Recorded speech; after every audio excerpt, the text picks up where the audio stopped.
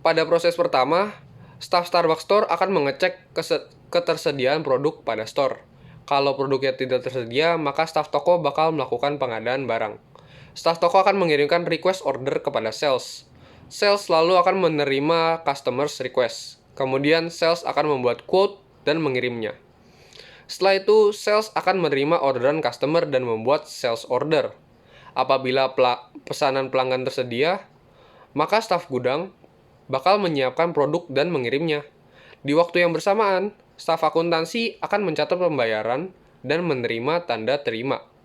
Apabila orderan dari customer nggak tersedia, maka sales akan mengirimkan request for production kepada staf gudang.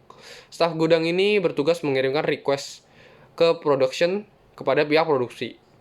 Pihak produksi lalu mengecek ketersediaan bahan baku. Kalau bahan bakunya tersedia, maka proses produksi bakal dilakukan. Pihak produksi bakal mensorting biji kopi terbaik, melakukan grinding dan juga setelah itu melakukan packaging.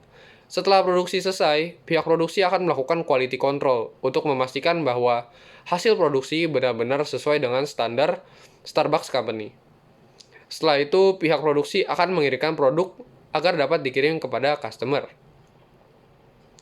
Apabila bahan baku tidak tersedia, maka staf gudang akan membuat permintaan pembelian bahan baku dan memberikan kepada staf produksi. Permintaan tersebut akan dikirimkan kepada supplier, dan pihak supplier akan mengirimkan bahan baku. Staf gudang bertanggung jawab untuk menerima pengiriman bahan baku ini dan menandatangani pemberitahuan pengiriman.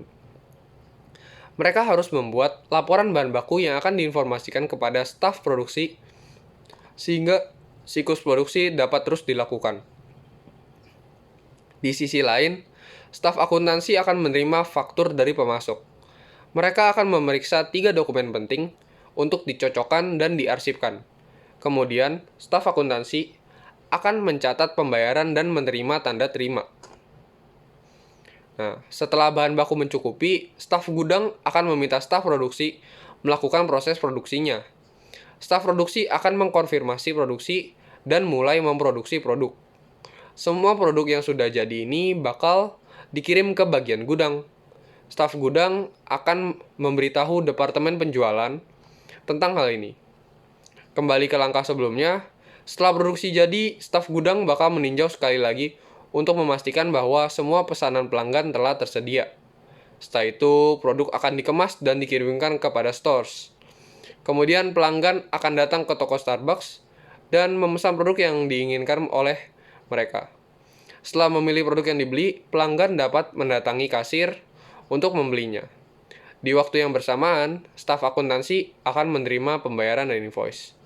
Sekian penjelasan saya, terima kasih.